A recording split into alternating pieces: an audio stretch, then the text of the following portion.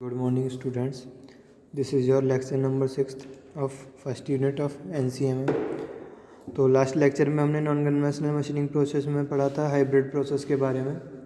Hybrid process क्या होते हैं और किस किस प्रोसेस के कंबाइन से कौन कौन सा प्रोसेस बनता है। उसमें हमने electrochemical machining, electron beam machining, electro discharge machining, laser beam machining, ultrasonic machining, इन सब के कॉम्बिनेशन से बनने वाले डिफरेंट मशीनिंग प्रोसेस के बारे में पढ़ा था। इस लेक्चर में हम पढ़ेंगे एब्रेसिव फ्लो मशीनिंग। ये एब्रेसिव फ्लो मशीनिंग बेसिकली एक पॉलिशिंग का मशीनिंग मेथड है जिसमें हम पॉलिशिंग एंड डिबरिंग करते हैं। डिबरिंग क्या होती है? बर जो होते हैं उनको रिमूव करने का जो प्रोसेस होता है उसको डिबरिंग बोला जाता है। पॉलिशिंग सरफेस फिनिशिंग का प्रोसेस है जिसमें हम सरफेस को स्मूथ बनाते हैं और ज़्यादा। तो एब्रेसिव फ्लो मशीनिंग जो बेसिकली यूज़ होती है, abrasive flow machining was developed in 1960 is a method of deburr, polish and radius difficult to reach surface like intricate geometries and the edges by flowing a abrasive viscoelastic polymer over them। तो एक viscoelastic polymers होते हैं जो as a abrasive use किए जाते हैं। तो ये एक स्लरी टाइप होते हैं जो कि मतलब मटेरियल के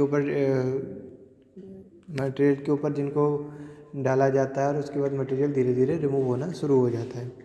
तो ये मटेरियल रिमूवल रेट इसमें बहुत स्लो होता है क्योंकि ये एक पॉलिशिंग मेथड है, इसलिए एब्रेसिव पार्टिकल्स इसके ज़्यादा हार्ड नहीं होते, सॉफ्ट होते हैं, जिसकी वजह से क्या होता है मटेरियल ज़्यादा रिमूव नहीं होता है इसमें। और ये ऊपर से जो भी एक्सेस मटेरियल है जो कि एक सरफेस के अंदर नहीं आता, इसको रिमूव करता जाता है और मटेरियल हमारा और स्मूथ होता जाता है और उससे जितने भी क्रैक्स होते हैं या कोई भी प्रॉब्लम होती है वो सब रिड्यूस होते चले जाते हैं।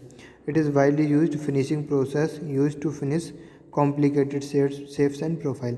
अब इसमें क्या होता है, विस्कोलास्टिक पॉलीमर्स होते हैं जिनको प्रेशराइज करके कहीं भी किसी भी पोजीशन पे पहुंचाया जा सकता है।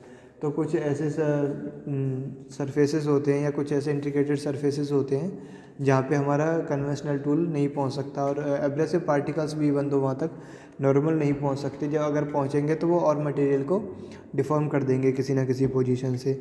तो उस जगह पे हम इस तरह के मटेरियल को यूज़ कर सकते हैं जहाँ पे हम इसको प्रेशराइज करके किसी भी पोजीशन तक पहुँचा सकते हैं और इंटरनल पार्ट है जो हमारे वर्क पीस का, उसको मशीन कर सकते हैं।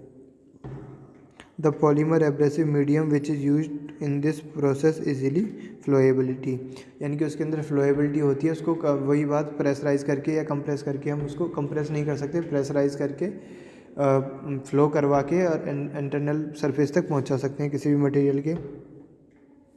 फ्लोएबिलिटी, बेटर सेल्फ डिफॉर्मेबिलिटी, यानी कि सेल्फ डिफॉर्मेबिलिटी क्या होती है, मतलब कि वो जहाँ पे ज़्यादा प्रेशर पड़ता है वो डिफॉर्म हो जाते हैं और आगे की तरफ फ्लो कर जाते हैं। किसी भी फ्लूइड की जो प्रॉपर्टी होती है डिफॉर्मेबिलिटी होती है कि वो आगे जाके आगे अपने आप फ्लो कर सकता है, थोड़ी सी स्ट्रेस की वजह से उसमें डिफॉर्मेशन बहुत ज़्यादा हो जाता है। एंड फाइन अपग्रेडिंग कैपेबिलिटी, तो वो अपग्रेड भी करता रहता है खुद को, और जो भी ये मटेरियल्स रिमूव हो रहा है डीवर, और वो उनको हम आसानी से इससे रिमूव भी कर सकते हैं बाद में, वो इसका पार्ट नहीं बनते हैं। कि जैसे हमारे एब्रेसिव फ्लो मशीनिंग में होता है, मतलब एब्रेसिव जेट मशीनिंग में जो हमारा होता है कि जो हमारे पार्टिकल्स होते हैं वो भी पार्ट बन जाते हैं, जो पार्टिकल रिमूव होके आते हैं वो एब्रेसिव्स के पार्ट बन जाते हैं और उन्हें हम दोबारा एज एब्रेसिव यूज़ भी करते हैं। लेकिन इसमें ऐसा नहीं होता क्योंकि हमें पॉलीमर्स भी यूज़ करनी है एज एब्रेसिव, अदरवाइज़ वो हमारी जो एक्यूरेसी और प्रिसीजन है उसको ख़राब कर देते हैं।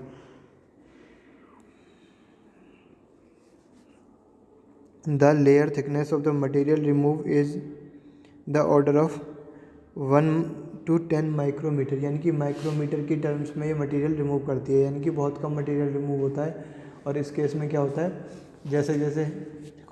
जैसे जैसे मटेरियल रिमूव होता जाता है वैसे वैसे ये आगे बढ़ता जाता है।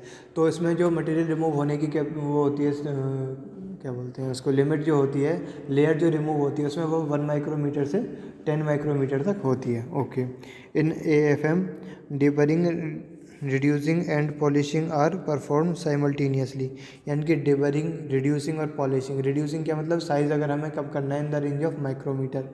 जैसे कि हम एक्यूरेसी के लिए जब हम कन्वेंशनल मशीनिंग से सपोज टर्निंग कर रहे हैं किसी मटेरियल के ऊपर, तो हम उसको रफली करते हैं टर्निंग, तो उसमें कुछ वो क्या कहते हैं, उसमें कुछ लिमिट्स लेके चलते हैं एक्सटेंड करके, कि उसे एग्जैक्ट जिस साइज़ की उस साइज़ की मशीन ना करके थोड़ी ज़्यादा साइज़ की मशीन करते हैं, जिससे कि हम बाद में सरफेस फिनिश करते टाइम उससे और मटेरियल रिमूव कर सकें।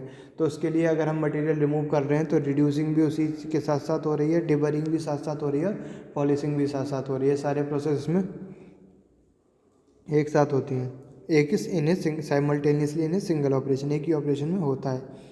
तो it has application in many access such as aerospace, dies and mounts of automotive. ठीक है। EMF machine are classified into 3 category, one way AFM, second 2 way और 3 ऑर्बिटल। अब वन वे में क्या होता है, देर इज एक सिलेंडर पिस्टन अरेंजमेंट होता है, जिसमें एक तरफ से हम उसको पिस्टन के थ्रू प्रेशराइज करके आगे की तरफ जो हमारा विस्कोइलास्टिक पॉलीमर है उसको मूव करवाते जाते हैं और वो होता जाता है। और 2 वे में क्या होता है कि हम दोनों तरफ पिस्टन लगा देते हैं, पिस्टन सिलेंडर लगा देते हैं, बीच में मटेरियल भर देते हैं। सिलेंडर के दो तरफ पिस्टन है। आप सपोज करो एक तरफ से हम पिस्टन को प्रेशराइज कर रहे हैं, दूसरी तरफ से पिस्टन क्या हो रहा है, पीछे हटता जा रहा है, और क्या हो रहा है हमारा एक डायरेक्शन में क्या हो रहा है, पॉलीमर्स फ्लो कर रहे हैं और मशीनिंग कर रहे हैं।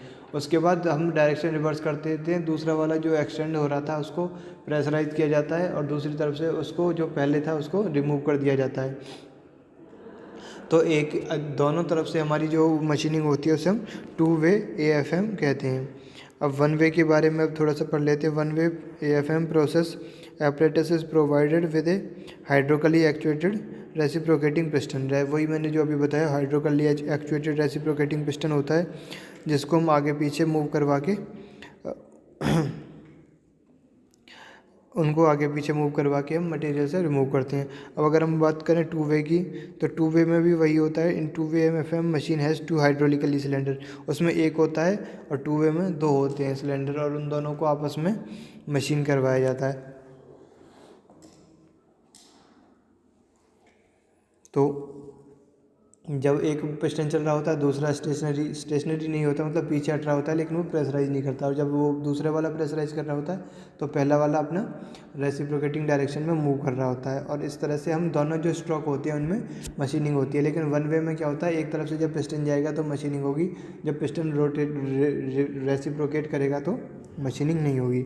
अब ऑर्बिटल में क्या होता है, ऑर्बिटल में क्या होता है, वो जो पॉलीमर्स होते हैं उनका हम एक लेयर बना के एज ए पेस्ट उनको एक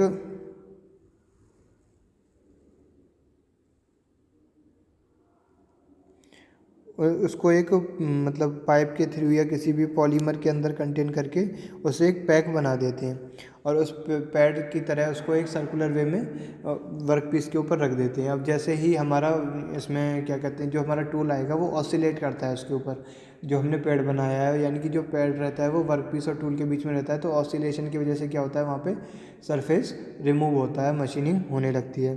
तो इस तरह का जो प्रोसेस होता है उसमें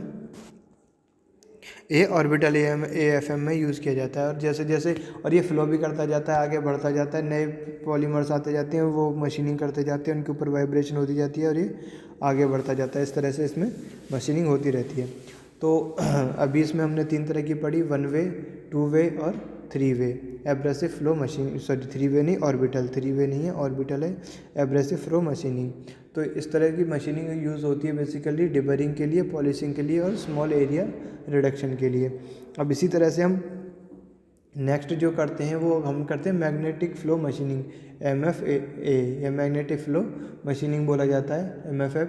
उसमें क्या होता है, मैग्नेटिक पावर को यूज़ किया जाता है, और जो जिनके अंदर मैग्नेटिक प्रॉपर्टी होती है उस तरह के एब्रेसिव पार्टिकल्स यूज़ किए जाते हैं। तो ये जो मैग्नेटिक फ़्लो है उसको हम नेक्स्ट क्लास में पढ़ेंगे, और अभी हमने पढ़ा है एब्रेसिव फ़्लो मशीनिंग के बारे में। ठीक है, तो एब्रेसिव फ्लो मशीनिंग कंप्लीट हो गई है। एब्रेसिव फ्लो मशीनिंग हम बेसिकली 3 तरह से करते हैं, 1 वे, 2 वे एंड ऑर्बिटल। ओके, बाकी नेक्स्ट क्लास में पढ़ेंगे। Thank you.